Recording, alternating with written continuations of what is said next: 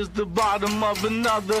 The top of every mountain is the bottom of another. Run for cover, you discover some will thrive and others suffer. Cause the top of every mountain is the bottom of another. Ooh, don't wait, don't hesitate. Better speak the truth, let it resonate and let it detonate and get blown away. Till you keep on rising to a higher place. Can't stop, won't stop, don't stop coming till we hit the top. Gotta keep pushing till the day I make it. Since they won't give it to me, then I got to take it. The pain today is power tomorrow. Keep on coming, but you'll never catch me running. Cause I won't bow down. No matter what they say, I wouldn't do it any other way. Keep on coming, but you'll never catch me running. Cause I won't bow down. Top of every mountain is the bottom of another. The top of every mountain is the bottom of another. Not enough, they keep us smothered. Lower class, never the upper. Cause the top of every mountain is the bottom of. Good evening, UN Spacey Wolf Squadron. It's your Wolf Commander Wolf 10. I'm your werewolf, and tonight we're gonna do archetypes tonight, and specifically the Trickster Archetype. Now, I don't know what we propose to talk about tonight, specifically character-wise, or story-wise, or writing-wise, but I'm pretty sure we're gonna be all over the place tonight with this one. Maybe drop down some ideas and some examples. Okay. But right here, where's that book? hopefully,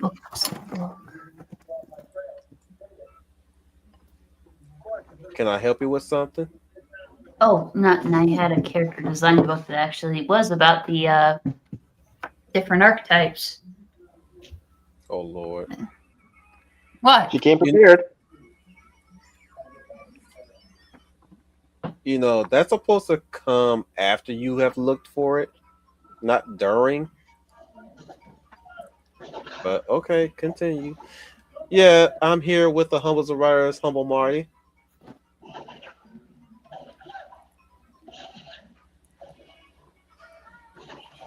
The humblest of writers, Humble Marty. Marty, that's a cue. You're lying, Oh, Marty. Lord. This is going to be an interesting night, isn't it? Let's make it more interesting by naming the Warrior of Light, Final Fantasy. Oh, wow. Now I can't even speak. Jesus. Let's try it again. The Warrior of Light, Final Fantasy Fan 12, the proponent of this tonight's talking point. Greetings to viewers and my fellow Final Fantasy fans. This is Final Fantasy Fan 12 here, and welcome back to another live stream of the UN Spacey War Squadron. And today, we are back with another episode of The Real Millennials, this time around talking about archetypes revolving around the Trickster. And we have the Hound of the South, Dominic Powell. Good evening, morning, or afternoon, everyone. This is the Hound of the South, Donnie Powell, and welcome to tonight's episode of The Real Millennials. Then we have Babyface right here with the Leia plus size. Good evening, everyone. This is Liz plus size, your lovely lady of valor, and welcome to this discussion about the Trickster. So I hope we have a fun show for this, and glad you're all here. We're looking forward to everybody's thoughts and comments on the Trickster archetype. Yeah, why not start this conversation off by talking about one of the most well-known. But wait, we still need to introduce Humble yet. She hasn't said her intro yet. Oh yeah, that's true. Are you back? You there? Yeah, I'm back. I found the book. Okay, so to redo, we have the humblest of writers, Humble Marty. Hello, I'm Humble Marty, and I write things. Okay, now that we have everyone's introduction in order, why don't we start this conversation of the Trickster archetype by talking about one of the most well-known characters that represent it, Bugs Bunny of the Looney Tunes. But before we get into that, why don't we give a little background first? Sure.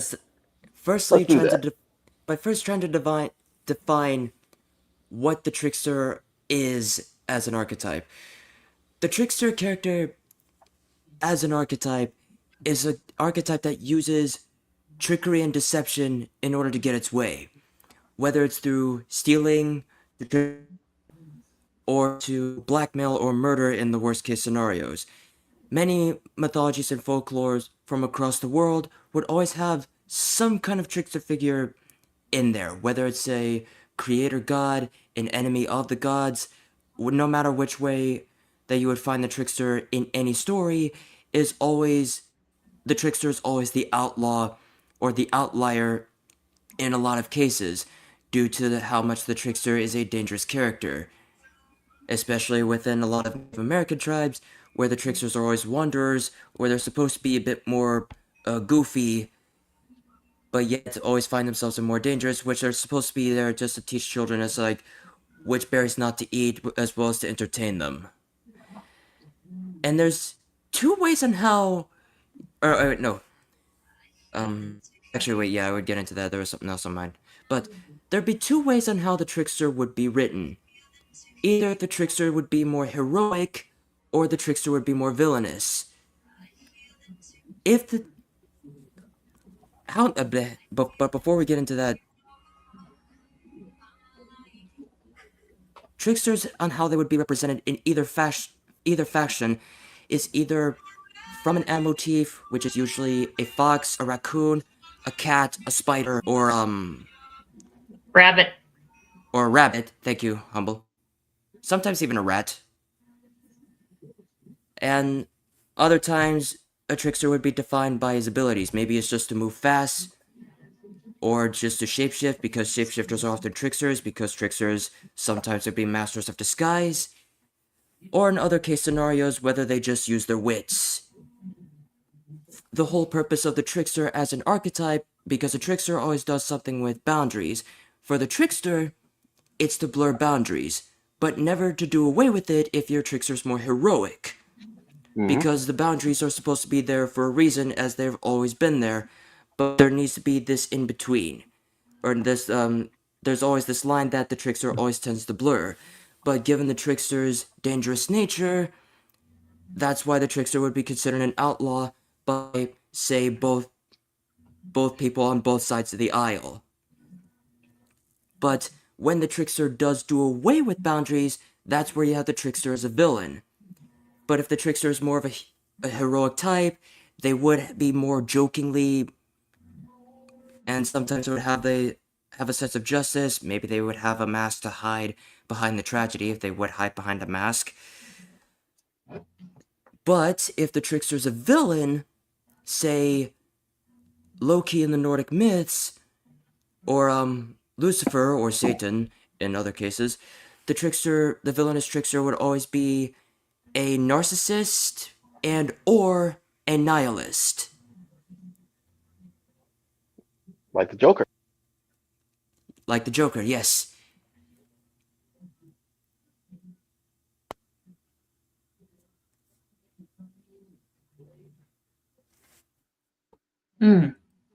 Joker's a 2-for-1 special there. Well, you also mentioned Loki of Norse mythology. While yes, like, he may fill in the role like of a villainous trickster, he also operates the role of a heroic trickster as well, because Loki has saved like the members of the Pantheon like more times than anyone can count. Yeah, because in fact Neil Gaiman actually wrote this in his Norse mythology book, I forgot which one, where it was all thanks to Loki that a lot of the inventions by the gods was thanks to Loki, like him creating Mjolnir, where Mjolnir was supposed to be a warhammer, but then he shortened it because he interfered with a lot of that because he's a trickster. Because the whole nature of the trickster is you hated him most even if you were the most grateful, and you were grateful even when you hated him the most. That's the nature of the trickster.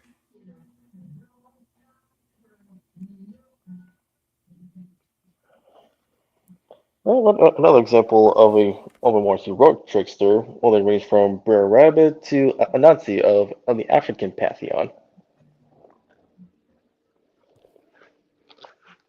The original or the one off of Gargoyles? The original. Okay.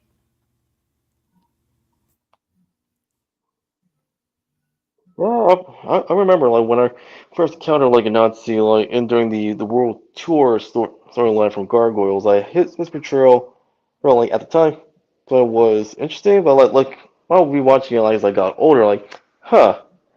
So tell me, Mr. Wiseman, why did you decide to portray like, an auntie like that? Like, granted, like, you didn't make him a villain, but you made him rather antagonistic. Which I get. I get like for that episode, you want to give Goliath and the crew conflict, but you didn't have to make it not seem like an antagonist. You could have like utilized like another member of the Greek of the African pantheon who is rather very malicious. Hmm. I think he got used because he's so well known. Well known, and yet it depends on how much people like actually know of characters throughout history and mythology, including those that actually represent the trickster archetype. And buddy, yeah, you're not wrong. Wrong World Tour really showed the problems of why Wise Man is like bloated obsession with his characters, among other things. Yeah, And he started out as a comic book writer before he made the jump to animation. yeah. And Ethereal Dragon, you're not touche. Like to expect Disney to be accurate with how they portray figures in history and mythology, it's hit or miss. I mean, like a famous example is their portrayal of the Greek pantheon with Hercules.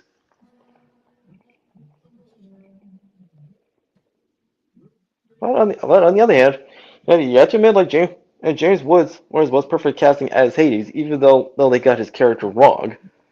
One of the Disney characters that really embraced the trickster archetype is basically Goofy.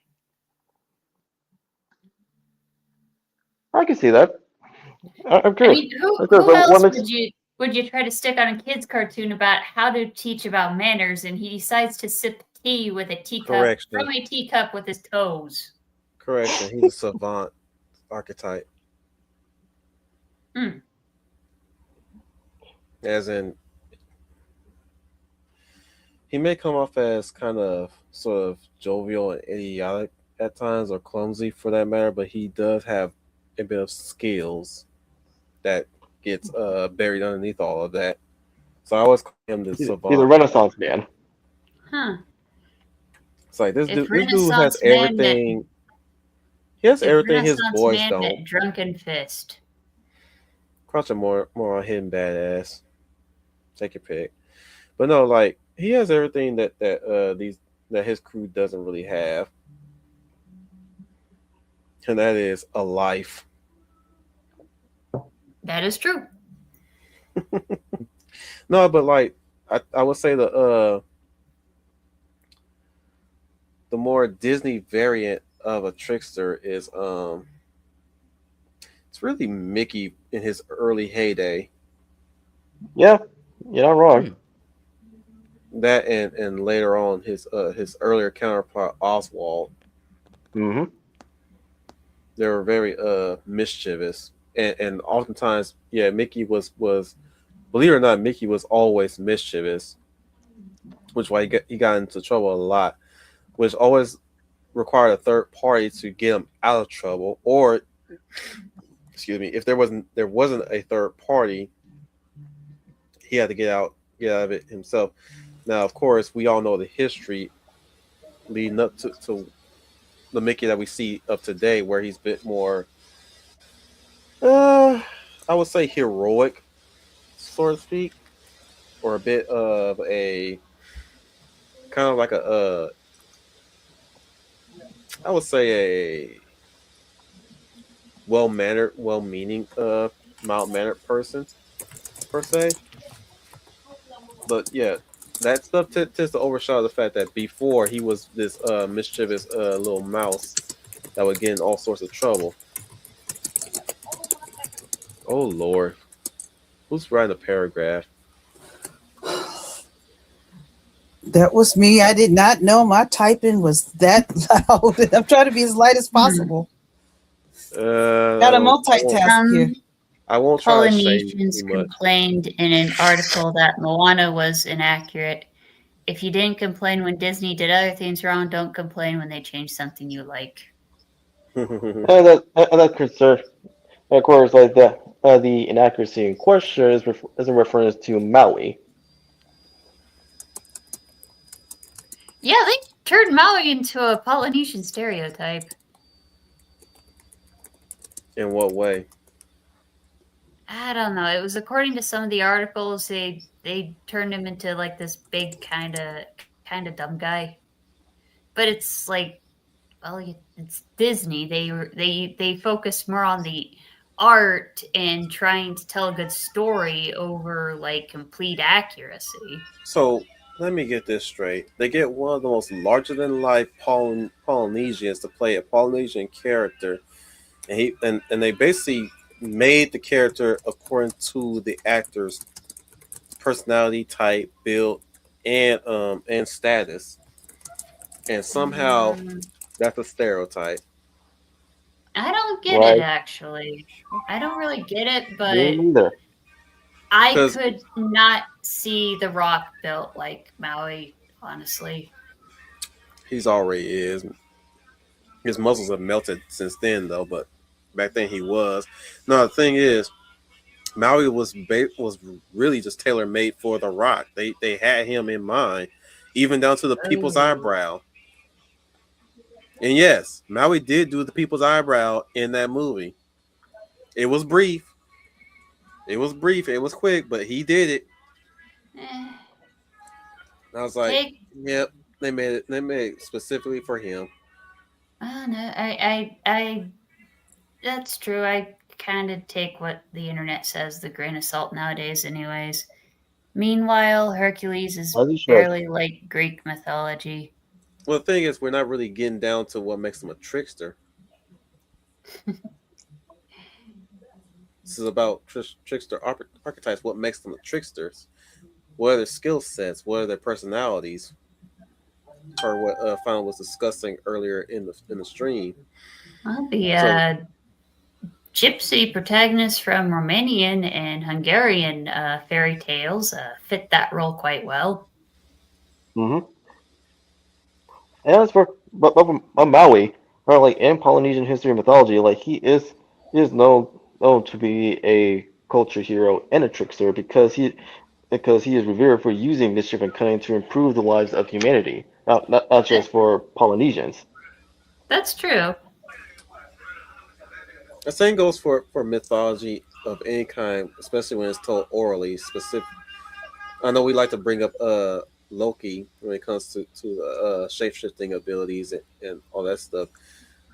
But what about the cunning that we so often tend to overlook at times when it comes to tricksters as well? Okay. Oh, my favorite version of that is the brave little tailor.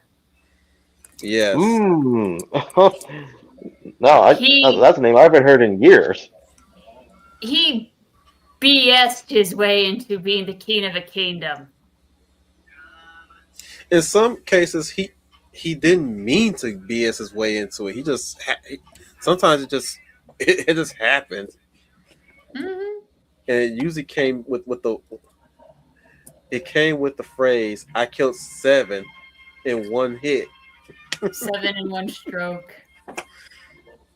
Stroke, hit, same difference. But you're right. That's one of my favorite stories too. Brave Little Tailor. Say that with Puss in Boots. It's the tale of the con artist. To be honest, the con artist that conned his way in some conned his way into to wealth. In the case of Puss. But I'm not gonna add to that, or are you guys just waiting for me to finish my thought? Because I ain't got no thought. Really? I I'm just didn't throwing want out to ideas for interrupt. you guys to talk about.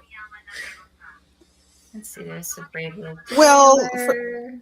When you Well, told Puss in Boots, like he does fit into the hero. Hold up. Leia Into the spoke trickster. first. Let her finish. I don't have much to say. I just want to say, since you mentioned Trickster, the first one that comes to mind I'm sorry, is Loki, and how he's portrayed in the MCU, and then also how he's portrayed in Greek mythology. And it's very funny. It's curious. I happened to I'll post it in MeWe. I can post it here. A good video for Mythical Arcane that actually discusses: is he really a trickster? Was he really the trickster god of the Norse mythology? But that's the first one that kind of comes to mind for me. And you guys named some others. You named Bugs Bunny. Right now I can't think. I'm gonna have to think a little more about some other. Q from Star Trek: The Next Generation is on my list of tricksters. Q. Bugs Bunny, Daffy Duck. Mm-hmm. A lot of them are for the cartoon world. Woody Woodpecker. A lot of them are cartoon world for me. But Loki. Dark brought up Brer Rabbit in the chat. Rabbit. Yep. Oh yeah.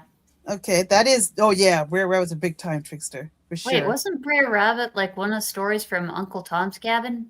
Yes. Yes.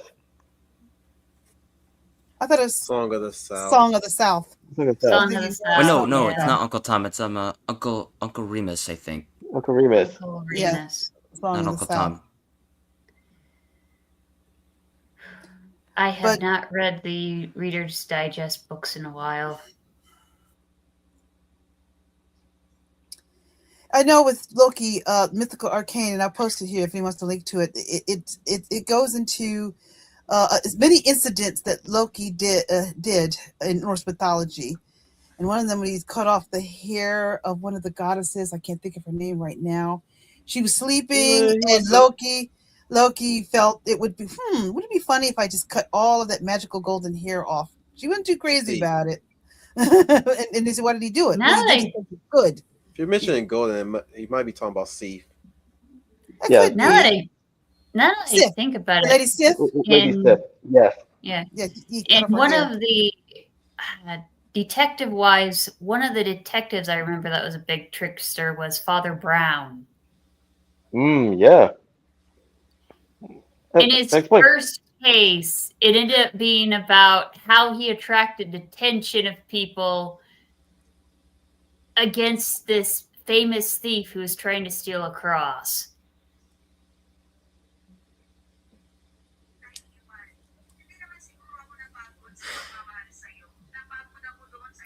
Willy Wonka is also a trickster. Willy Wonka is the kind of guy you think about when you get into job interviews.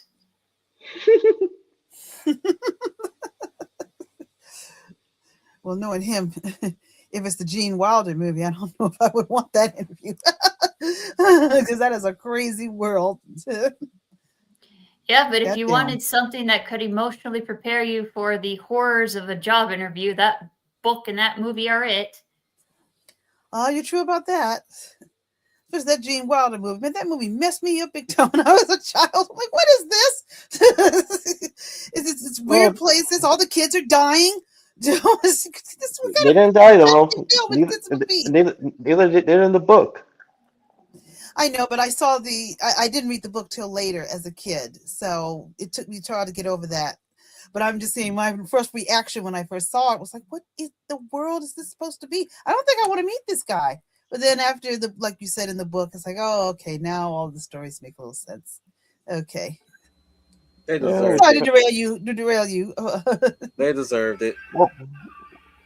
Because they hung up. They got hung up by their own hubris. Yeah, very true. All of the kids there, except for Charlie. Yes, except for Charlie. Charlie was the only one, but the rest of them, yes, they were some mean little brats.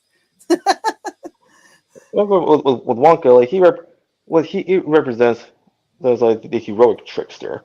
So even like his methods are like unconventional. So like he does not go out of his way to maliciously like harm people. No, he just set up a sandbox, let the kids play, and had a first aid kit in case of emergencies. Exactly. And Buddy Smith brings up another Roald Dahl character, Fantastic Mr. Fox. Now with him, he's the definition of a heroic trickster, like who uses his guile, unpredictability, and cunning like to get himself and his friends out of jams. Hmm. Oh, granted, he doesn't have shape shifting, but he didn't really need it.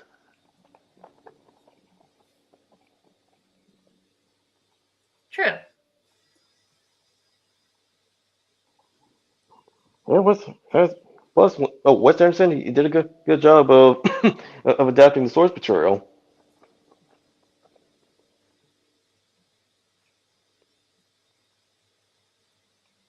For which One who's one that would probably be a deuteragonist of a trickster would probably be Jax. remind me who Yeah, Jax of is Amazing again. Digital Circus. Yes, because Jax is like, for example, their newest collaboration was with Little Kitty Big City, and they did a skin of Jax being a house cat. I'm like, that fits perfectly because he's always knocking stuff off, being a general menace, and then when you ask him to be sensitive, he is. He does the If he were opposite. a cat, I think he'd probably bat someone's head in several times and run away. Indeed.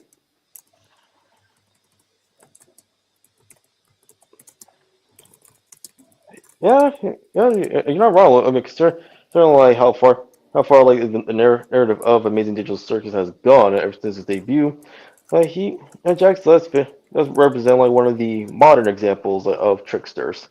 Mm-hmm. If I were to give one example for a classical trickster, Zorro. Very All much right. so. Enlighten us. The very first, if you've seen one of the shows, like if you any media where Zorro is there, period. Um, the one thing that's always stuck out within one of the intros of one of the shows, I forgot which one, which version of the Zorro TV show, he says where it Out of says the night when the full moon is bright comes a horseman known as Zorro. This bold renegade calls a Z with his blade, a Z that stands for Zorro. Zorro, the fox so cunning and free. Zorro. Come on, y'all know the rest. yes, we know, but thank you. Zorro, Zorro, Zorro, Zorro, Zorro. You got him started. Damn, I almost strained my lungs saying that. I bring up Zorro as the classical example of a trickster from based on one moment, and actually one of my favorite Zorro movies that I've watched on, I forgot, was it on my 22nd birthday, I Shouldn't think? matter. Name the title. It's the Mask of Zorro. Hmm. This one I brought up because of what made Zorro much of a trickster, not only because of his time when he's actually being Zorro, but even as his alter ego from what he's always is. He's a not only it's because of his cunning, that's what makes him much of a trickster. He's a ladies' man too. And he would actually get the very things that he would need to do in order to get his way, whether it's to make The word you're looking for, not to cut you off, Final, what you're trying to describe him is he has the skill of subterfuge.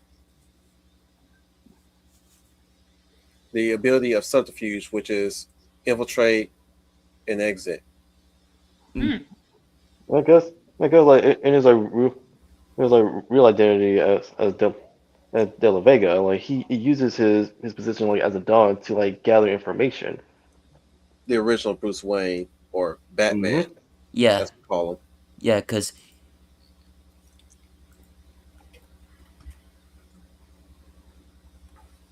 And yes, Dark, he is suave.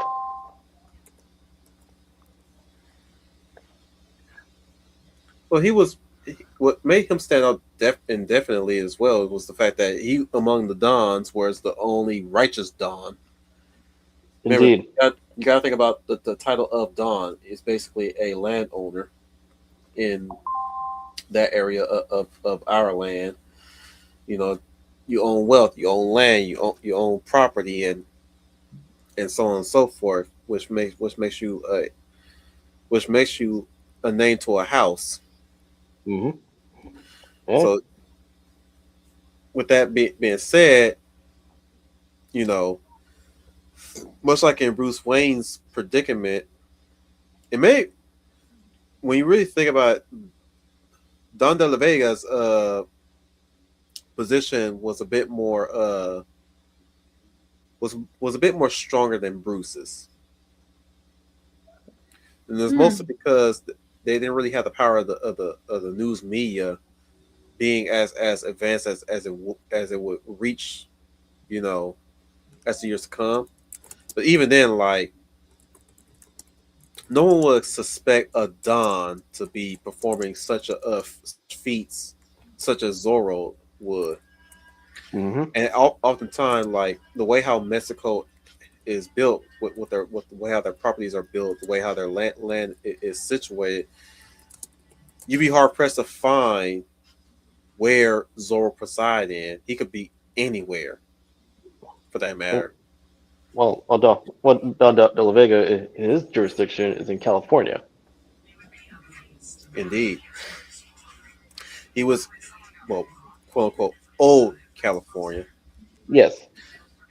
The thing is, with that in his arsenal, one would say that Zorro could be hiding in the haystack of your own house. For all you know, he could take refuge there. Maybe make a manhole underneath that hay. As silly as that sounds, right? He can do it. With the way how news media was so limited at that time, he's pretty much a ghost, a tall tale, even. So you're right to call him a trickster in that front, but for me, I would call him more of a I had in my head earlier ago. A phantom? No, swashbuckler. He's more of a swashbuckler. But then again, he doesn't really rob people per se. He just tricks people, as you would say. He even tricks his own local guests and you know, people who he can count on and trust as well. So even then, like, that's the whole secret ID aspect to it. As far as Loki's concerned, his namesake, or at least his god title, being the god of mischief, as Leia points it, like she questioned whether or not he's a trickster or not. I don't have to watch a video to even answer that question. It's not really a question to be answered. It's just a question to open up a conversation. The conversation I'm proposing here, however, is he's a mischief person. He was a mischievous person amongst serious people. Mm-hmm. Now, contrary to what the Marvel Universe likes to tell you, no, he is not of the conquering kind or of the emperor power hungry type. He was just there to make people miserable. Pretty much. With his trickery. Mm-hmm. But he also had an ego. He was basically godly Daffy Duck. In the there's Looney Daffy, and then there's Ego Daffy. Looney Daffy is way back when, where he's like, "That was so much fun. I think I'll do it again." Ego Daffy is, "You're despicable," and Loki was Ego Daffy, especially on the eve of Ragnarok. He was very ego driven. And you do have those trickster archetypes with that kind of idea in mind. I mean, I wonder where they get it from, to whom they get it from. But other than that, right, buddy. I'm a coward, but I'm a greedy little craven coward. Yeah. There's also Coyote of American Indian mythology. But I don't know much about him. Well, much like a Nazi. Much like a Nazi, like he's also like one of many. one of many like cultural heroes, who was reverent for his cunningness, with wisdom and wit and guile. He was the guy that in one of the stories when they had him had sneak up into something, he was in disguise in a boat, and it was like the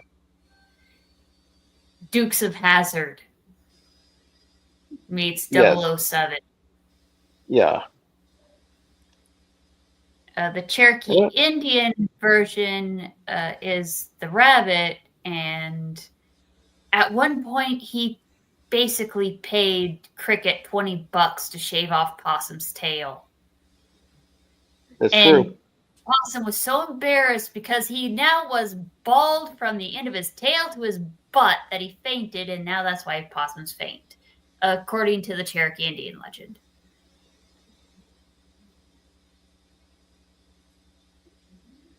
That's interesting. Speaking of that, the reason I put Bugs Bunny on my list is Tricksters is I love his, because we know we were talking about Daffy Duck and all, but I love Bugs Bunny's interaction with the Tasmanian Devil, those cartoons, because he would always get a one-up on Taz every single time. It's so That's funny also Yosemite Sam. Tasmanian Devil. Oh God, the Yosemite Sam ones are my favorite. Yes, to the point where Yosemite Sam just goes berserk in every cartoon. I'm trying to think of my favorites, but there's just so many where he's got the best of Yosemite Sam and Tasmanian Devil. Because I know there's one where Daffy and Taz are in one, the one you just mentioned about being a greedy little duck. And he had to kind of outsmart Taz as well. And I said, poor Taz. Those two get the best of him. But Bugs never gets eaten by the Tasmanian Devil because he finds a way to outsmart him all the time. And that's what's funny. My favorite one was when they went up against the Abominable Snowman. Oh, yeah. Yes. I would love them, pet them, and hug them, and kiss them. Yep, I will hug him and pet him and love him. Leave him, George. And you pretty much, and you see his spiritual successor in Elmira of the Tiny Toons cast. Oh Lord. Yeah. My absolute favorite episode of Looney Tunes was the one where Bugs and Daffy are in the forest and it was rabbit season, and yet he keeps tricking Daffy into saying duck season after saying rabbit season, duck season back and forth. Yes. And Daffy is the one getting shot. Final, he that didn't is a know. classic. I'm sorry. Well, that is a classic. There's multiple yes. episodes of that. Rabbit multiple season, versions. Duck season, Oh. shoot me. Duck season, fire! Shoot me. Yeah. Yes. And those classic like Looney Tunes episodes, like even today, like they, like each writer and like animator that take up of like animating the exploits like of Bugs and the rest of the Looney Tunes cast with Bugs, like they kept his character consistent, especially with his role as a best trickster. one will always be the best one. Will always be. We like to do them here or shoot them now. Shoot them now. Shoot them now. Yeah. Yeah. You wish, yeah. Shoot me now or wait till you get home? Shoot them now. Yeah. Shoot them now. Yeah. And then he gets shot. Yeah. Oh no. We'll wait till you get home. Yes. Goes home, gets blasted, walks up to him.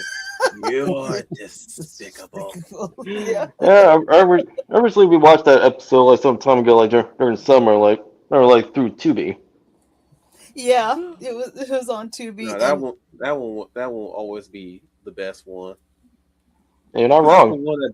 That's the one that really is the original before they became the whole flipping the signs thing. Yeah, you mean rabbit season, duck season? Mm-hmm. As the original. Oh, that's a classic. I think that is just number one. Wait till you get home or shoot them now. That was the original. Okay. Like you could easily tell what even with their arrangements, you could tell which one probably I could be wrong, but you can easily tell which one aired first. And you can kind of see where things like shifted. Mm-hmm. Seeing all these Looney Tunes episodes, I'm like, okay, this obviously happened before this one, because this one became the mold for later episodes like this. The funky one is the one time Bugs Bunny did get defeated was by the literal tortoise. Yeah. Yeah, I remember that one. With the Looney Tunes like take on the tortoise and the hare. Yeah, he got beaten by a few people too, not just Tortsy. That's not his name, but no, his name was either Percy or Sam. One of those. For the sake of accuracy, the tortoise, yeah, he wasn't the only one that defeated Bugs. There was even things beyond his control, actually. Like the Frankenstein. Mm-hmm. Is there a doctor in the house? Is there a doctor in the house? Oh yeah, that one was funny. That's the one with Taz, right? And they built this Yeah. Frankenstein, and then the Frankenstein it came up. Yeah. Well, he did all that specifically to defeat Taz once and for all, and he did succeed, but it turned on him. Yeah. Unfortunately. Yeah. Which it's called, well, it's the thing that we always call comeuppance. Even he Indeed. is not immune to comeuppance. Yeah, that's what someone said. That they every once in a while they'll have Bugs get a comeuppance in a few cartoons, and that was Same one thing of them. with him and Marvin the Martian, Mm-hmm. where he got stuck on the moon. I remember that one. So he won the battle, but he lost the war on that one. Yeah. Let's have the conversation like back to the tricksters. First, like, with the Tiny Toons cast as Wolf, like, which one did you say represents that archetype the most? Dodo. Yes. Yeah, Dodo. Dodo. Dodo, they did. Yep. Dodo, they did. Well, he's the spiritual successor to the last Dodo. That is literally his title, by the way. That is literally his name as a Looney Tune. The last Dodo bird. We just call him Dodo for the sake of shortening. But yeah, that is. There's a lot of Looney Tunes characters whom I remember a lot, and I only remember specifically for that thing that really ties to that really is part of their character. And Dodo was one, because his full name is literally the last Dodo bird. It's a play. It's a play on the extinct dodo, basically. Yeah. What about Babs Bunny? No relations to Buster. Like she does carry like aspects of the trickster. Not really. They're tricksters in No. training mostly, but they're not really full-on tricksters. Only does. Come on, your only the only way I can say he's on his way to being just like Buzz, if he actually pulled off the hat trick on the bull, which he failed. Which was funny because that really told us everything about Buster. He tries so hard to be like Buzz. Yeah, but he still has a lot to learn, like from the master. Yeah, he's still in training, and I like the fact that he attempted that and failed miserably. Yeah, but he doesn't. Oh, Buster, he doesn't cry over spill milk. He takes it and try again. I'm not sure if this would count as the trickster archetype. Slappy from the Animaniacs. No, she's just a cranky crone. She does. No, she does trick some characters. No, she actually does. She actually does like fit the mold of the trickster. She's a crone. She just have the skills of one, but she's not out to trick anybody. Oh, For a character to be a trickster, they have to be. it has to be really encoded within what their title is and what their archetype entails. They're out to have a good time. Slappy is not that, or at least if she was, that is far behind her. That's the whole joke and point of her character. She is But the she's still- crone of all the Animaniacs, and I'm not. And here's the thing that a lot of us tend to make the mistake on when it comes to the title Animaniacs. We think that that title is mostly specifically targeted towards the Warners, who are actually the true tricksters within that show. Oh, It's very much. everybody. But everybody, the cast. The cast are Which- called the Animaniacs. Just because Which- the Warners are the ones that they're singing does not really mean they're the center of that name. And where's the revival like done by Hulu like missed the point of Animaniacs? It's not the Warners are not the only focus. It's everybody. And that's the thing, I they're think not it was really- kind of crazy. They had done. Brain decided to quote unquote create his own love interest, and one of the things that she pulled from for inspiration was Mrs. Clinton. Oh yeah. And she turned out to be a downright diabolical little lady. Yes. Well, let's get into the Warners since I brought them up as tricksters. The funny thing is about the Warners, as I said, what makes a trickster in my book mostly is that the trickster is more often than not is out to have a good time. Period. Like Freakazoid? Yeah, Freakazoid fits that bill Yeah. too. Freakazoid is out to have a good time. Well, Freakazoid is out to save the world. He's a superhero that's nuts. That's insane. But other than that, he's out to, he's having a good time while he's trying, failing While trying to sometimes, save the world. and in the end succeeding. Yep. But the thing is, that's the whole part about his character that's so endearing, especially considering the fact that he's also playing against type 2, not necessarily type as in the trickster type, as in the characterization and the design of his character, as opposed to his alter ego. Dexter Douglas. Yeah, Dexter. Because usually when it comes down to nerds turning to superheroes, what does that usually entails when they transform into a superhero, before they revert back to being a dweeb? What do you mean by details as far as changing of their personality or how they change? Or How they're designed and characterized. well, usually when they change the hero, their appearance does change, where they look a little wild looking or When they do, what do they usually become? They become someone else. Oh, I gotta spell it out for you guys, huh? what you're saying, what do they be? I don't know, crazy? Oh, 9 Oh, times out I'm of waiting. 10, when a Confident? nerd becomes a superhero, transformative wise, what is the usual form and appearance that they take on? Someone confident. Well, not necessarily that. Okay, I'll spell it out for you. You're close, but no cigar. They become Herculean. That. Okay. Oh, like I the was Ralph thinking something else. Bakshi version on Blue No, video no. games. No.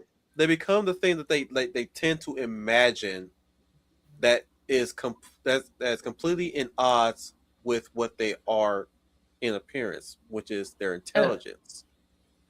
They most of the times in most media, especially way back when, especially in the 80s, the nerd was always dreaming about being strong at times, because majority of those stories usually have them compete against the jocks, which those characters are always stronger, faster, Ooh. better. Yeah. So Physically fit.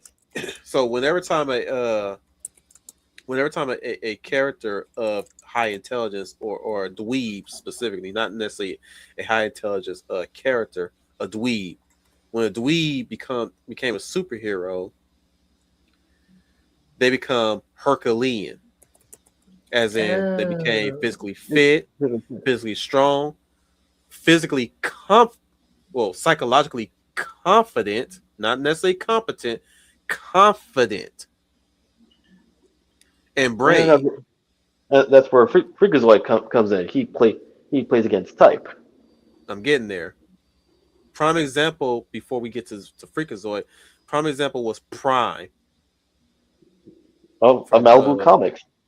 from Hmm. Malibu. Prime. There's this little dweeby dopey little kid that turns into this big hulking steroidy often horny version of himself. I mean, I like to think that he was always horny, but No, he I've wasn't. never read Prime books, so I correct me if I'm wrong, buddy. No, he no when no whenever he becomes like Prime, he becomes like more confident and does like what he has read about from superhero fiction, He was comics more being ego one of them. at times too. Or at least I think that's what the '90s cartoon made him out to be. He was very ego. He always spoke. He I always see. spoke of himself in the third person too. Prime don't listen to anybody. You don't tell Prime what to do. I just remember the one, and this was from Batman the Brave and the Bold, the guy that was a fusion of the chemistry nerd and his gym teacher. You talk about Firestorm. Yeah. No, with Prime from Malibu Comics, and it's like tells like the Ultraverse. With Prime, he is essentially a sci-fi take of Captain Marvel. Oh, like Billy Ultra Batson. Force. Oh. Yeah, because instead instead of like uttering a magic word to transform from a kid to adult, no, like he instead to like create a protoplasmic slime armor, or which transforms him into his idealized self and what a superhero looks like. Ah. It was weird and Yeah, gross. whenever because like whenever he de-transforms forms like from Prime, right, he actually comes out of his well slime suit. And sometimes he be naked. And But look, like of course, with the adaptation like of Ultra Force, like they can't and obviously have him in the nude, so he will keep his clothes on. the thing is, going straight to Freakazoid, and where I'm getting at is what both me and Don brought up was the fact that he was playing against Type. The fact that instead of Dexter being this more roided up, overly confident, super version of himself, he became way more a more dopier version of himself on high octane Ritalin, not Ritalin, on freaking coffee. Yeah, considering like his powers is derived from cyberspace, and it is like a road of information. It will like drive someone mad. And the thing is also what made him more of a trickster was the fact that he was effectively a speedster in his own way. The difference was that unlike say normal speedsters that can only get him by so much, he effectively became more of a cartoon character Oh, my rather than a favorite part speedster. is like the first thing he did was wrestle with the brother. His brother, yes. Well, he humiliated his brother too, which was also hilarious.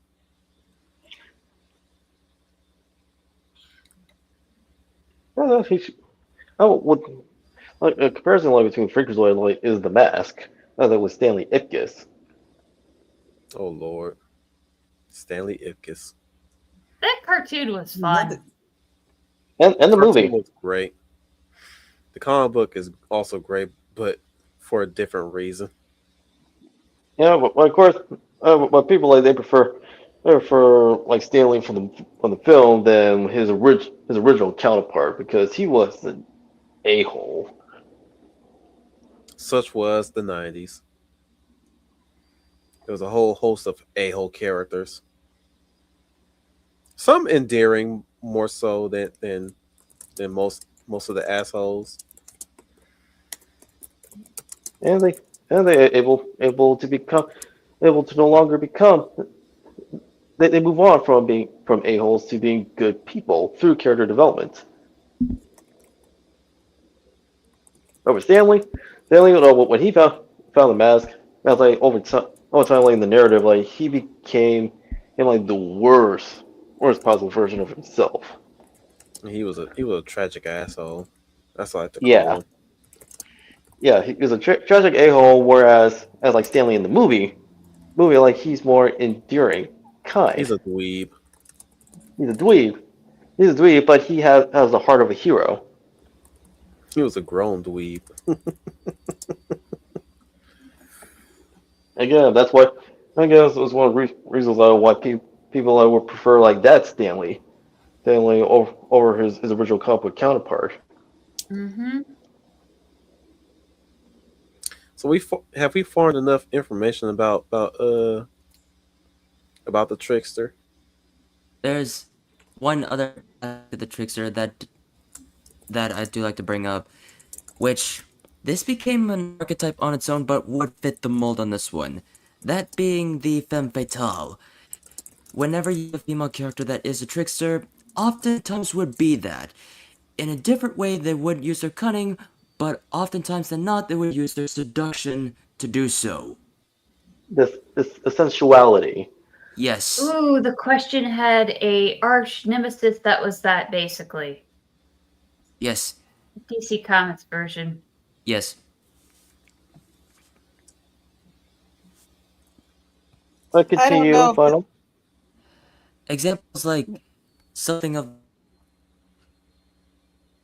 the femme fatale, which all came from noir. Think of Gilda, Rita Hayworth's character from that movie of the same name. But in comic book sense, we have a few of those. We got Catwoman, Poison Ivy, Black Cat. The list goes on. It's mostly And the Harley Quinn. Um, Early but with Harley Quinn. yeah, but funny enough, originally where this archetype came from before there was film noir was from the book called Carmen, written by Prosper Mérimée, which then was adapted into an opera written by Georges Bizet, where here she was originally a tobacco worker, but then who was trying to swindle the owner of that place that she works for more money to blackmail him, but then the other guy comes in to figure out what's going on, and then would also swindle him out, just to play with the whole power game here. If you've seen Gilda with Rita Hayworth that I mentioned, you would at least be familiar with that, minus with her being a tobacco worker. You're not I'll give wrong. you one example. You're actually not that far off. I'll give you one example. Uh, oof. Ava Gardner in the movie The Killers. No, that's not who I'm thinking of. Tramiel from Basic Instinct. Hmm. Yeah. Well, they're like she's not only represent the villainous trickster, but also the villainous femme fatale. Well, I wouldn't call her a femme fatale because that would the femme fatale would also mean that she will have some sort of romance, dark romance with the protagonist, which she didn't. She just used his infatuations against him. In fact, she used all of her charm and infatuation, the male infatuation towards her to to weasel her way out of situations where it's quite clear it's her that Sure. that is the murderer, but because she's so drop dead gorgeous and she's a good writer and she has a way with words and her mind also brings it all together, she just throws them for a loop. And it was made during a time where people weren't so offended of having your villains to be of the opposite sex. Well, here's another thing. Do not watch the sequel. It's her on easy mode throughout that whole fucking movie. That's sad. It is sad. Especially the only way the only way they could have solved the fucking case about that car crash is smell the damn wheel, because she touched all over that motherfucker after she touched herself all over it. Yeah, that was a choice. Right. No, Dark. It's understandable. No, that may feel like a stretch of the femtale to be related to the trickster, but there are parallels. No, Like it's I not said, not go completely a ahead. stretch.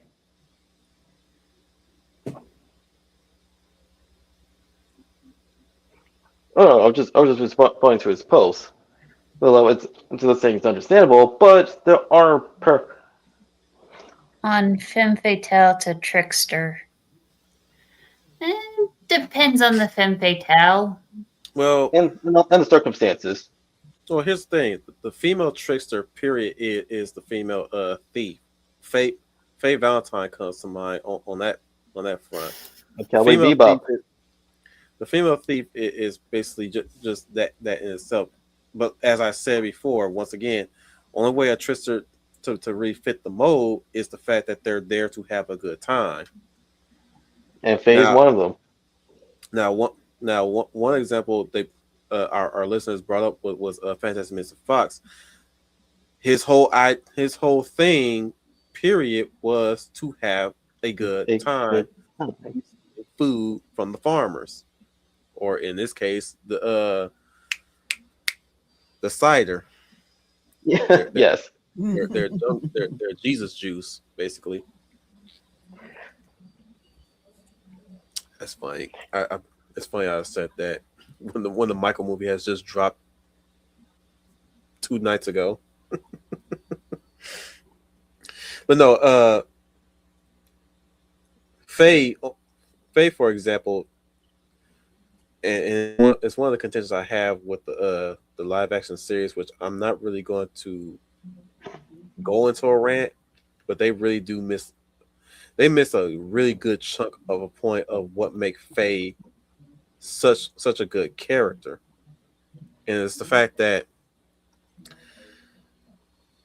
most people don't know Faye does not get into any kind of direct conflict that requires her to physically fight. Mm-hmm. And what I mean by hand to hand or anything like that, she mostly answers with a gun or with her gunship. That is also true.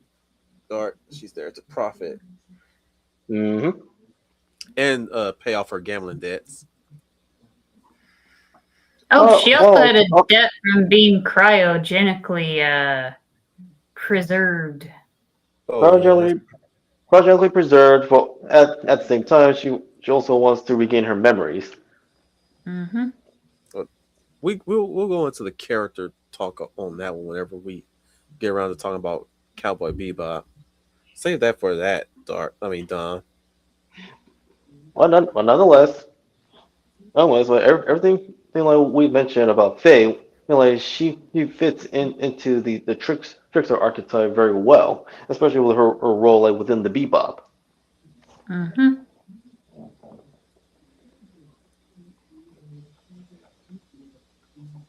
Shoot, there's also who's another trickster in anime? Well, when he's not overpowering people, Gil tends to come to mind for me. Then again, he's more of a Machiavellian type of character. from Fate. Dash the yeah. Stampede.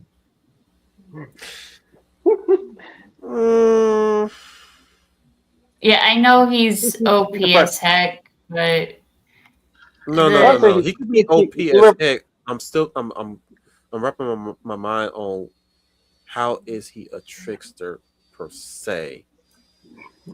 he represents more of the frontiersman archetype. But well, how he he's could how he could like fit how he also like fulfills the role of the trickster. Let her talk. well, let's see if we're going with Wolf's definition. When he's there to have a good time, he's basically going. He basically doesn't go what he was originally intended to be built for, which was a weapon. He'd rather scarf down donuts instead.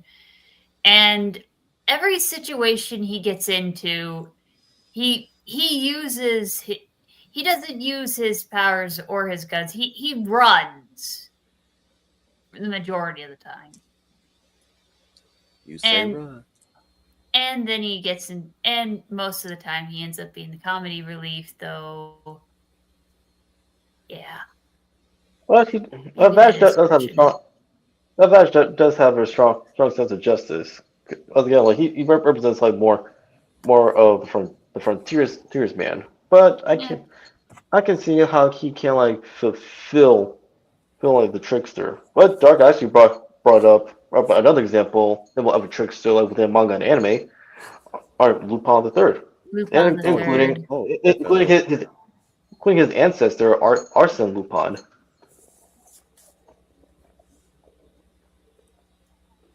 I think Final has not seen Lupin. I've only heard of him. I've seen him. I've seen the art, and I've only heard of him. You might Also, like him. well, you never seen or read Lupin the Third? No, I've seen the art, and I've only heard of him. And I am aware that he is that he's the descendant of Arsène Lupin. Oh, dude, you will get a kick out of Lupin the Third. Surprised you didn't even bring him up earlier in the stream.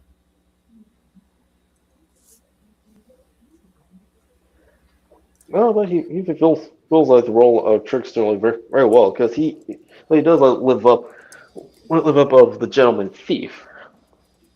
And he does like uses his cunning and guile, like to like outsmart excuse me, outsmart his enemies. And it's because like much like Arsene, also with Lupin the Third, like he goes at like he steals like from criminals. Oh yeah, there's even a femme fatale that always kicks his butt too. Minene. Yeah. Yeah, she is the definition like of a wild card. Yep, at the same time, like she had her and Lupin had great chemistry. Especially because she also disappointed in you, Final. Video game nerd extraordinaire didn't even bring up Sly Cooper. Why have I never thought of that? And I have the first game too. That's true. Well, Fujiko Mina, she's also like quite the trickster herself. No, not Fujiko Mine, Sly Cooper. No, I'm saying. No, he's right. She's a trickster. Fujiko. I'm saying Fujiko. Fujiko, like she's a trickster as well. She's a trickster and she does like have like a romantic interest in Lupin the Third. But it's like Cooper, he's also like a gentleman thief.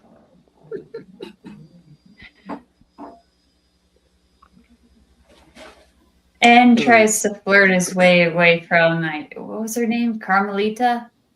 Carmelita. Carmelita Fox. There's one thing that we also don't bring up when it comes to tricksters, and here's another thing that's actually core to their character: chaos and chaotic. And one with the heroic tricksters, they operate under the chaotic good of the morality alignment system. Sometimes there would be more lawful good. Case in point, Spider-Man. Yes. Yeah, I would say too, Spider-Man has a set of the trickster characteristics in him. True. Well, But that's only 10% though. Yeah. Are you 100% trickster?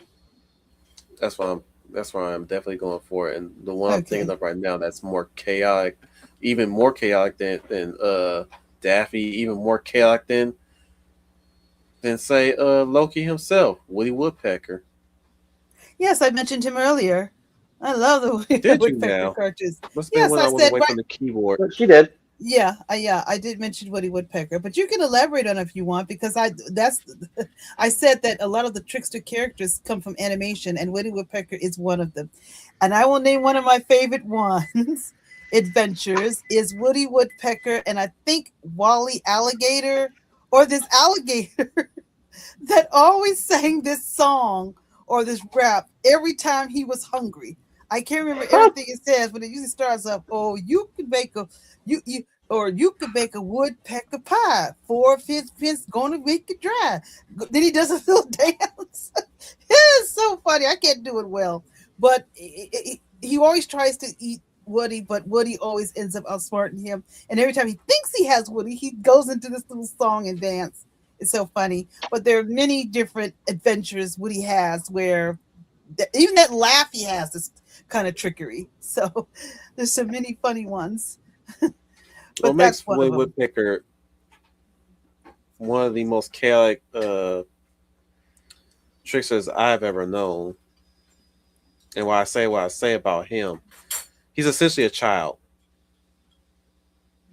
Ah, okay. Simplest answer to why he is the way he is. He is simply a child. Yeah, that fits. I mean, we don't really know how old he is, No. apart from we can only gauge how he behaves. And Mischievous child. his behavior is that of an unchecked child. He is hyperactive. He is excitable. He's always looking for a good time. And if you're not having a good time, tough shit. You're part of the party anyways. You were invited to a chaotic party that you didn't even know you were invited to, and you're the guest.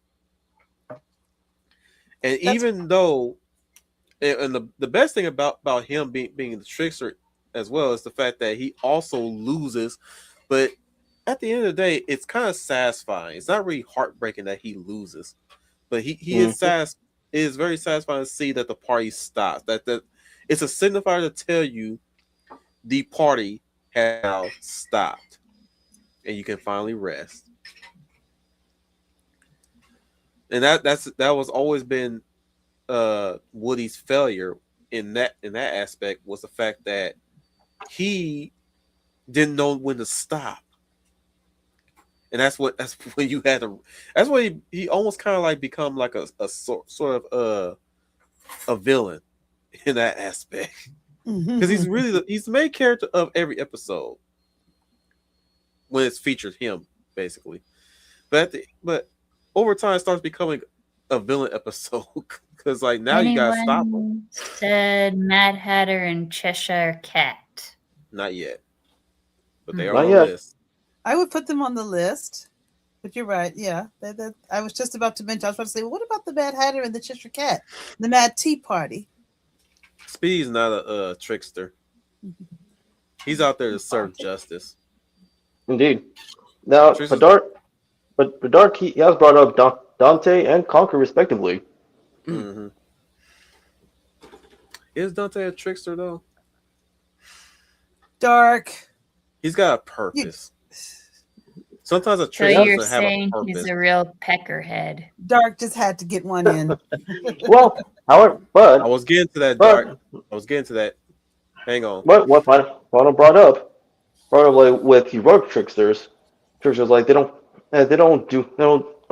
break the boundaries. They operate and honor them. Mm-hmm. Yeah, that's why they blur boundaries. But my thing is that's what endeared me to Woody Woodpecker. He was always a little asshat, but you loved him. Indeed.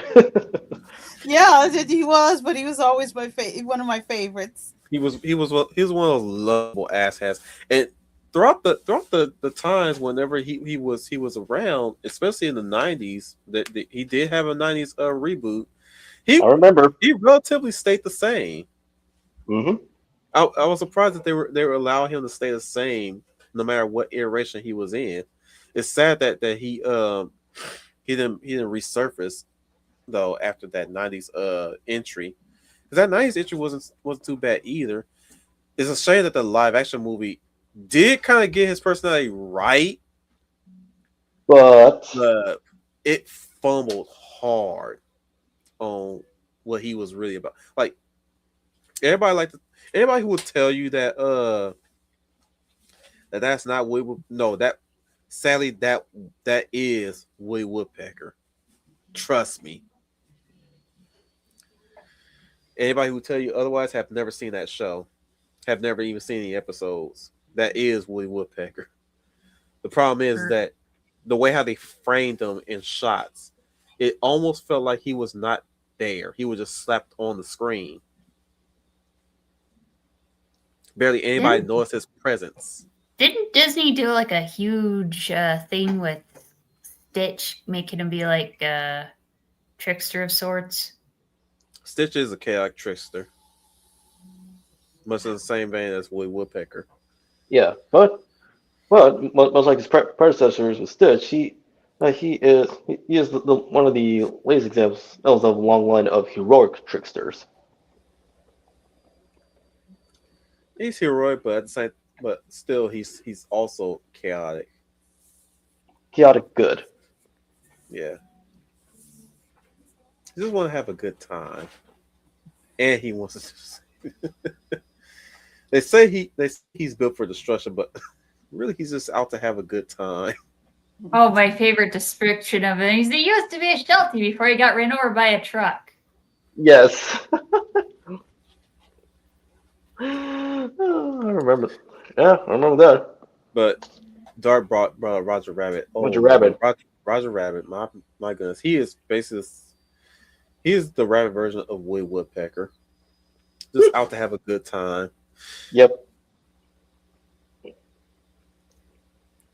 Oh yes, there's Orko, the magician. Magicians tend to be tricksters too. Mm-hmm. Same with wizards. Like Merlin. I wouldn't say Merlin from the Sword and Stone is a trickster per se. No, I he mean not Merlin from Sword and Stone, but like Merlin from history and mythology, the Battles of Britain. Go on, elaborate. He is a trickster, but of the heroic variety. Right, but like he doesn't like directly like interfere with Arthur like and the Knights of the Round Table, but he does like assist him like in the quest as much as he can. I don't know. Then again, I have a different view towards Merlin. And no, it's not the mentor type. Well, he does possess vast wisdom. Now, there was one time he went insane. Are known to be like figures of wisdom. And how they part it depends on who they are. There is one legend that says he got stuck in a tree, and another legend where he went insane and crashed a wedding.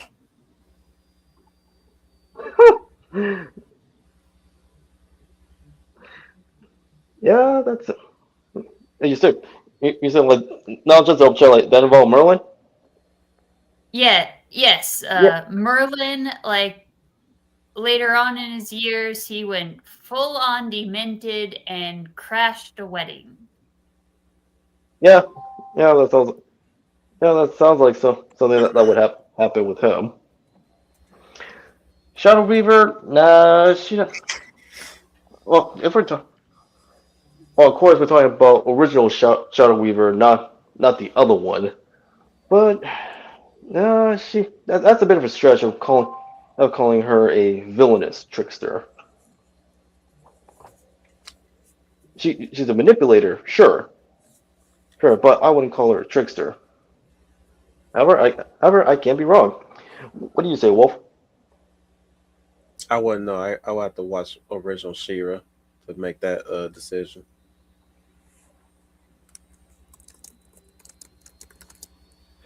Yeah, briefly, we just lost Final. He'll be back. He always comes back. Speedy Gonzalez. Yeah, that'd be true. But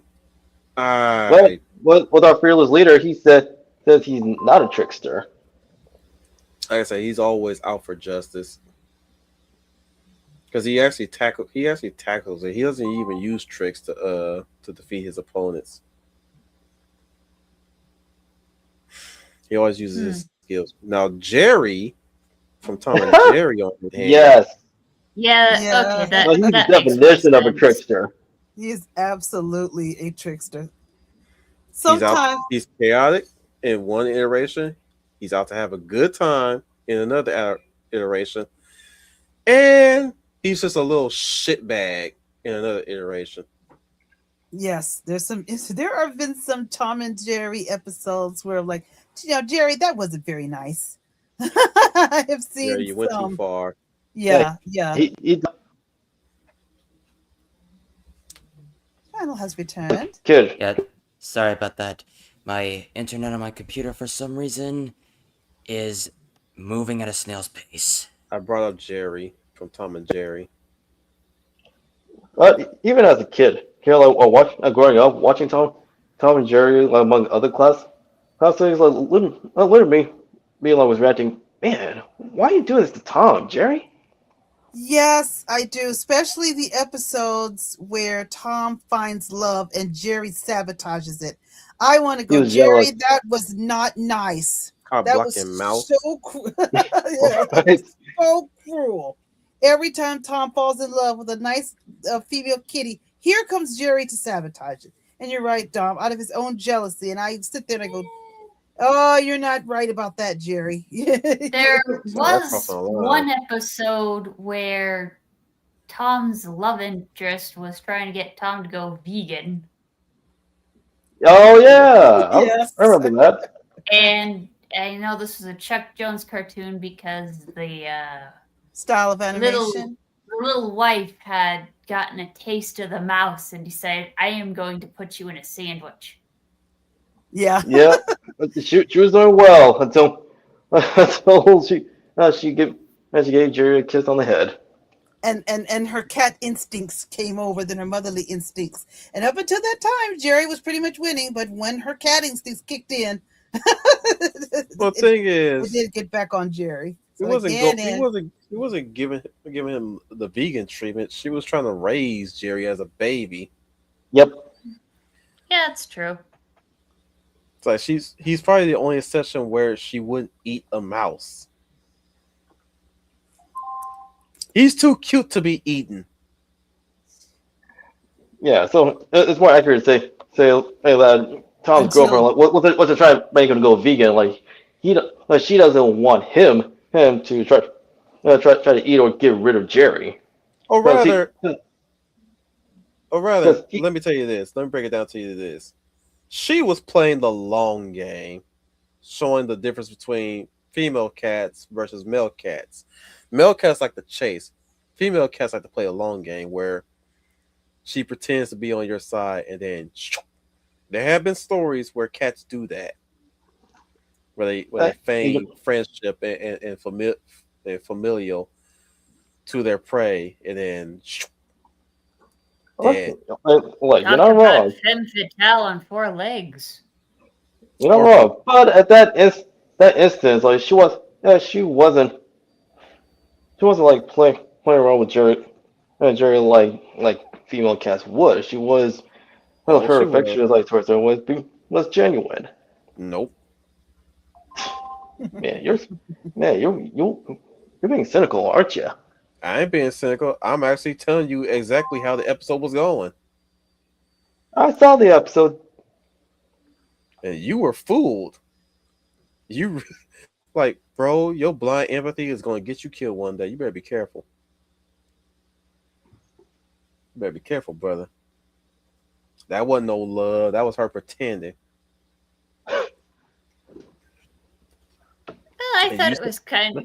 I just thought it was kind of funny watching the cat just slowly go away the telltale heart. Except instead of leaving a bloody mess, she turned into the. She got hungry. well, Yes. no, the thing Her is, cat instincts came in. well, Yeah, no, the thing is, I was a kid who was believing that bullshit earlier in the episode until the end. It told me no, the bitch was lying and she was pretending. She wanted to get. She did that to get close to Jerry. liking Jerry, treating Jerry as her little baby. Yes, Oh, that was her plan the whole time. That's why. Think about it like this. That's why Tom celebrated when she revealed that she she looked to him like yeah, baby, we got him.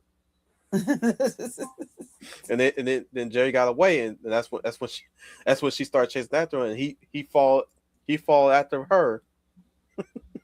yes. He's like, oh, that's what you were doing. He was so mad, so pissed off, like, and then we saw that she was ready to eat him. It's like, baby, I just loved you even more. Yeah. It's like yeah, see, cartoons be tugging at y'all heartstrings too damn much. Y'all see y'all don't see the forest for the trees, or the big picture, or whatever you want to call it. Well, I guess I was one of them. I thought that she was going to take care of Jerry like her little baby, her little youngling, and then So when y'all she takes really realized I like really my thought skin. y'all over here thinking that episode was going to end on a happy note. This is Tom and Jerry we're talking about. I remember how it ended. I'm just saying, like how y'all not interpret that, or how y'all not see that she was pulling a facade, and the facade broke the more she had her with it where she wanted them. It's like, I got you now, bitch. Thankfully, Jerry was quick enough to get up out of there. Yes, he Indeed. Her feeling was she celebrated too early to affirm to Tom. It's like, see, you silly cat. All I was doing was playing a long game. All you had to do was be patient. Sure. And Well, Tom was like, I should never have doubted you. There's your Trickster Archetype right there. See, trick sure, Jack. man. Sure, man. What there have been times I was like, and Tom and Jerry, when Jerry like does become trickster, like, and like interferes with Tom's love life. It's that there are times like where it's with good reason. Yeah, that was her name, Flim Flam. Now there is also the My Little Pony version of it. There's the miss. I wouldn't say he's a trickster. I would just say he's kind of like a. No, he's a savant. He's also a savant archetype like Goofy. He's oblivious how skilled he is at messing people up. Sometimes accidental too. Flim Flam up 13 goes to Scooby Doo. Like he does like fit into the mold of trickster. Wait, Flim Flam is Scooby Doo? Flim Flam from the 13 Ghosts of Scooby Doo. I forgot about Flim Flam. We're making it up as we go along, but yeah, I think I would put him in that category.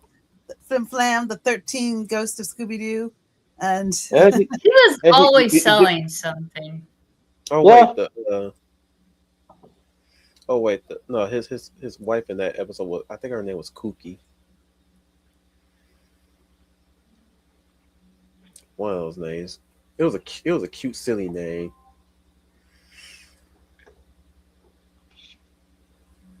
While But we skip- were let's get back to Flip Flip. Yeah, no, he always searches like kind of with many opportunities to like sell something, but he's also like very good with disguises.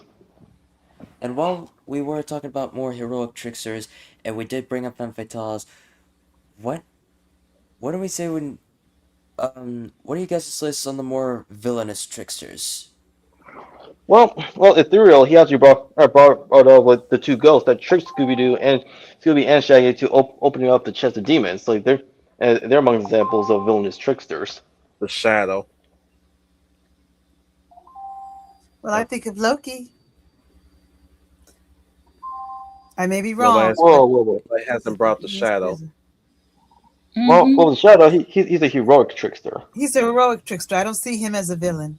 Mm, He may come from a dark place, but I don't see him as a villain. mm, Oh, Are we come talking on. about Pulp Fiction Shadow Pulp Fiction or Shadow. Sonic Shadow? Pulp Fiction Shadow. Pulp Fiction Shadow. If anything, he's more like a anti-hero. Wait, He's you're more called specific. the Shadow. The Shadow. The Shadow knows. That's the point. He's supposed to strike fear into the hearts of his enemies. It's not necessarily striking fear into innocent people. It's more about the people who do wrong. I just question his heroism because he get a lot of good people and put a lot of people in danger too. Mm. Not And intentionally. yeah, Yes. you I really think, yeah, not intentionally. I really don't think intentionally he thinks to do it. y'all must be thinking of movie Shadow. Well, I No, guess. no, But I know I'm the thinking of history of the it, but act. I'm thinking of the actual character. He's, if anything, he's more or less more so of an anti-hero. yeah, I see him that. Mm-hmm. He's in the Batman world or Uh, genre. Batman is No, not an anti-hero. Morally I gray digress. Shadow Daddy. I digress. No, the Shadow's a vigilante. He works as well as an anti-hero, but the thing is he leans more towards a vigilante, and usually vigilantes, though they do operate on a moral code or standard, sometimes they tend to operate recklessly and more reckless than the anti-hero.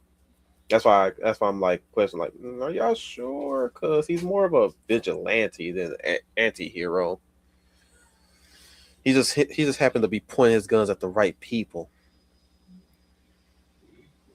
Yeah, as much. But outside of that, other characters that were kind of represent the trickster archetype. Ethereal brought other two, and as much as it pains me to say them, Ida Ida Cawthorn, and the Collector from the Owl House. One a heroic trickster, and the other the villainous kind. I'll do you one better. Grunkle Stan, Mabel, yeah, we have more examples of heroic tricksters, and Bill Cipher. Oh, Mm-hmm. dude, yeah, no, he's the definition of a villainous trickster. I'll do you one Yeah. better. Do you one better of the actual definition of a villainous trickster, and the classical one, the Joker. Mm-hmm. Mm-hmm. And I say he's the villainous trickster. I pointed this out earlier from how much the villainous trickster always tends to be where they just do away with everything because they either tend to be a narcissist and or a nihilist. And Joker, he is more narcissistic, but he is certainly a nihilist. Because think of him with the dichotomy between him and Batman, where Batman believes strongly in justice, Joker believes in nothing. And anything else that we take for granted, even Batman, he mocks it. He comes in and tries to mock everything. Mm-hmm. A quick aside: which Joker are you mainly talking about? Uh, would be animated series Joker. What about comic book Joker? He would fit that Uh, mold. I would doubt he's a nihilist because he wants to live. But then again, I'm talking about early Batman Joker. animated series Joker did end up calling Batman for help when the Creeper decided to Yes. go Well, after him. he called on Batman for help multiple times when people outright were willing to kill his ass. Half the time he is daring people to kill him, but like when it comes down to, you know, when he says bet and they're outright ready to do it, he's like Batman, like that one dude. Oh, Yes, the Joker's favor. Yeah, Charles Michael Collins. Yeah. That's Um, still but hilarious. if not, How Charles like got the last laugh on the Joker. yeah, but Joker in the comics, he certainly would be that. But if you want another example of Joker in other media outside of comics, that is certainly a nihilist, because Joker's always been that way. The Arkham games. Mm-hmm. Oh yeah. Well, yeah, Arkham Joker is definitely a nihilist, but like animated series Joker, that dude lived even past Batman Beyond somehow. It's like, no, that's a person that really wanted to live. He Well, used he placed himself like in a computer chip and planted himself in Tim Drake's Look, subconscious. motherfucker, we didn't ask for all the details. Bottom line was, No, but it underscores like whereas how like, in both comic book and animated Joker they want to live. he used science stuff. just he basically did what Ra's al Ghul also did. Only, well, it's debatable which one is the most sickest. Can, let's see, placing yourself in a computer chip and planting on your greatest adversaries, partners in crime, or killing your own kid and possessing his or her own body. I say I say what Rage did to Talia is the sickest. I think they both basically did that Yeah, they both because he are. was yeah. I'm still Whereas debating Joker, on which one's the most sickest one. At least Ra's al Joker Ghul was was- fixable. Mhm. yeah. In the case of Yeah, Joker, that is just scary. It is. he played the long game. Mm, he kind of did, but he still lost. Mhm. But Ethereal Dragon brought up the Riddler. Yeah, I would Early, say Trickster for the Riddler. Yeah, I think he falls into that category. early Although season Riddler. yeah, he'd be more on the narcissistic side, not more so the nihilist as say the Joker. But And he's also, certainly a villainous trickster. Mhm. and also like what Trickster's like. Well, with the work tricks is how they pass the wisdom, knowledge, and lessons onto people is through puzzles and riddles. Yep. And of course, and of course the Riddler he does that, but of course he is a he's the villainous trickster who uses that to his advantage.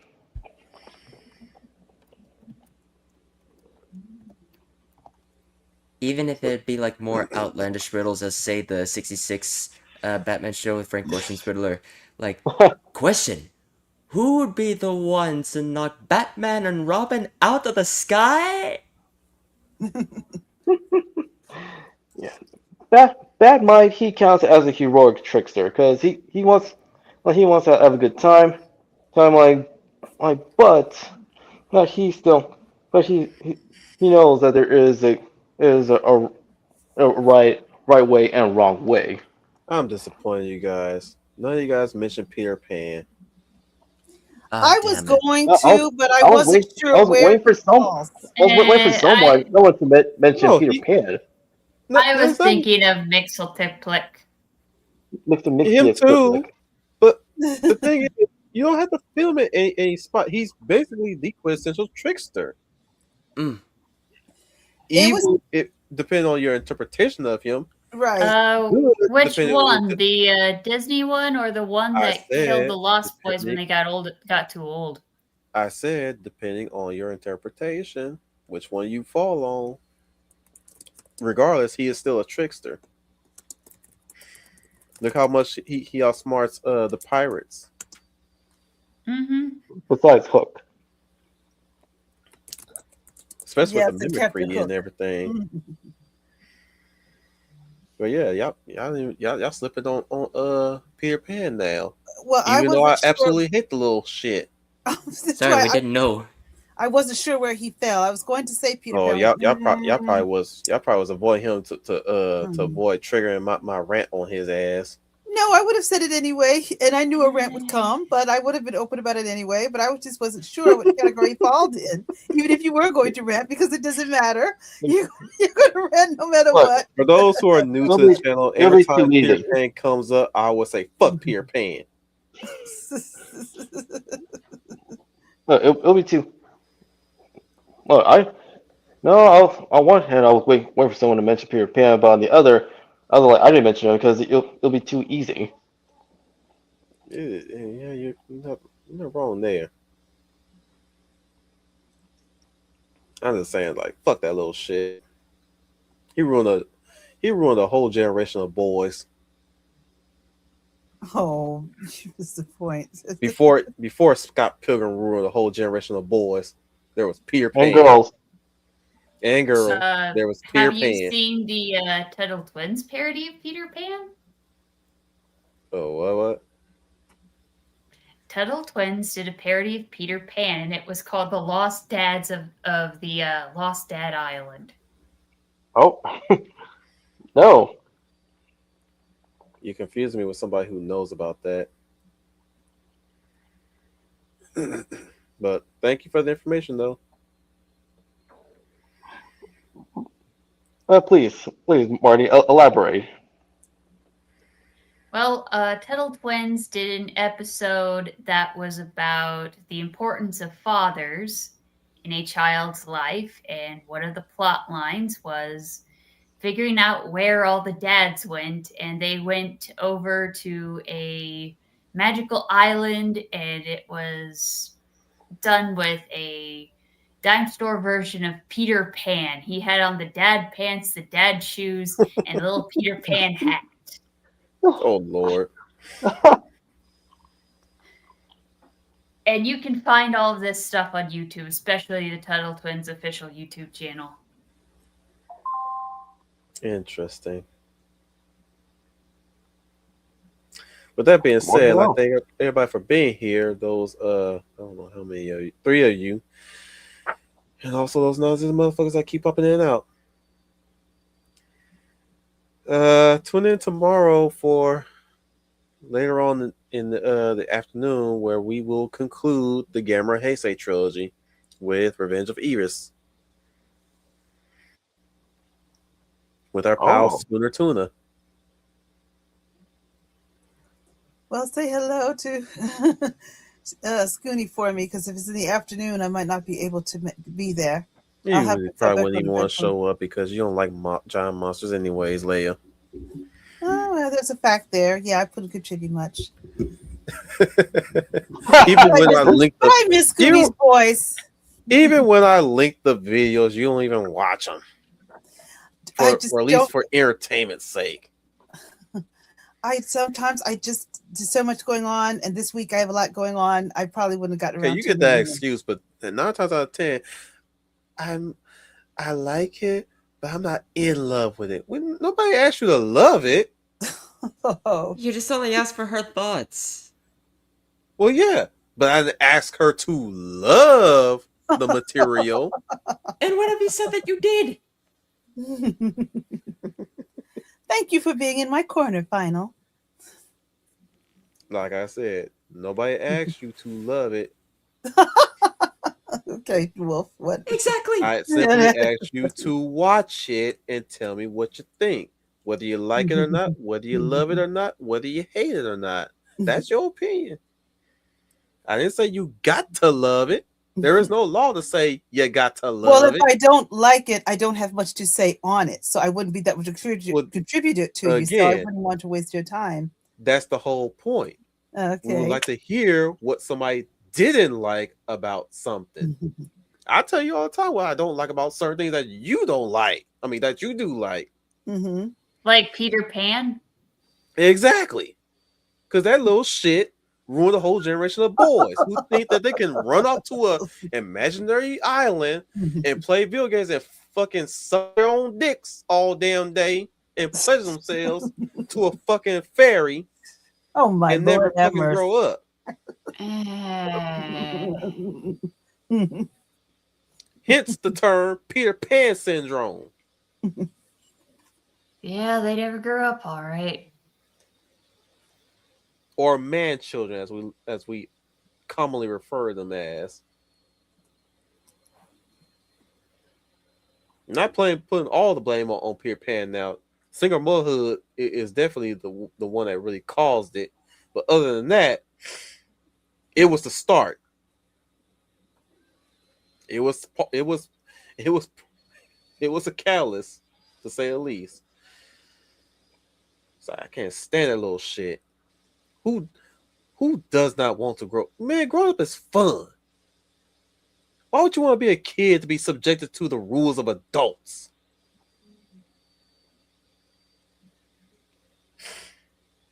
So at least when you're a big kid, or at least when you become an adult, you can do your own shit. Bro, when I moved out of my mom's house in my early 20s, freedom! Oh my God. Good. But then I didn't people really will bring shout up it the out like that, but that's how I felt. Freedom! but then people will bring up the whatabouts with like the adults like being the more responsible kind, which conservatives tend to be up in arms about, and they take that for granted. I ain't on no whataboutisms. I'm just saying, grow the fuck up because when you grow up, you have your own fucking freedom. They're selling you on a fucking lie that you could be a kid and have no freedom. Fuck off. It's like, man, I was loving mom, but I was happy to get out the house. Leia could relate. Oh, Dom could relate. Mhm. Even though I'm pretty sure he had a really nice family life in the house. But man, did you scream out freedom? Oh my Lord. That's what I felt like. What about you, Humble? I had peace of mind to be able to lock my own door. I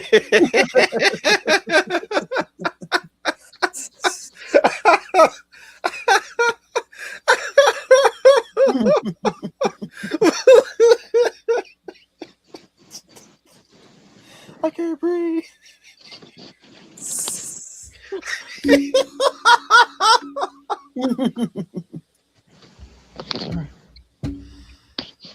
I guess Humble is the outlet that she has her own freedom within her parents' house. You special child, you. You could correct me if I'm wrong. Oh, the Weasley twins of the Harry Potter series, they're definitely tricksters, no doubt about it. There is also a fan work done by Bandman Freedom Reader. They get to design guns. And I'm a friend of George. Like they are enduring characters. Because like behind like them being like the resident pranksters, like they are smart cookies.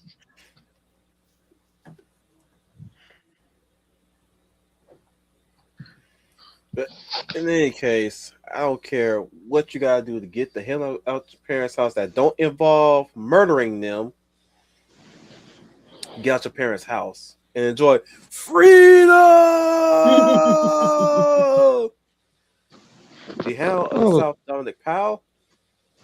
Well, thank you everybody for joining us in tonight's episode of the Real Millennials. Make sure you stay tuned on for more episodes to come like this month and the next. Until then, this is the Hound of the South, Dominic Powell signing off. And remember, keep up the good fight and maintain hope, idealism, and optimism alive in the world. Because remember, cynicism and nihilism are for losers. The Humbles Arise, Humble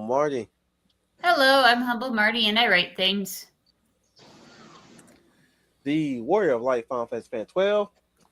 Well, that about does it for this video. Thank you guys so much for watching. If you like what you saw, click like and subscribe and share with your family and friends. And make sure you ring that notification bell, that way you get notified of our latest videos. Once again, thank you guys so much for watching. This is Final Fantasy Fan 12 signing off. And remember, may the light forever shine upon us. The lovely Leia Violet plus size. Hello, everyone. This is Leah Plus Size, your lovely Lady of Valor, and thank you for our colorful discussion of trickster characters. If you have a favorite trickster character from any genre, whether it be book, comic book, film, anime, please leave it in the comments below. I'm sure Wolf would really like to hear from you. And if you know anyone else that's interested in this topic, please like and share this with others as well. I'm sure Wolf would appreciate it, and he would love more fans to come on into this stream. Until then, I will say good night to all and hope you have a great week. You're welcome, Commander Wolf, to remind you guys once again that you are the UN Spacey. Welcome to Wolf Fleet.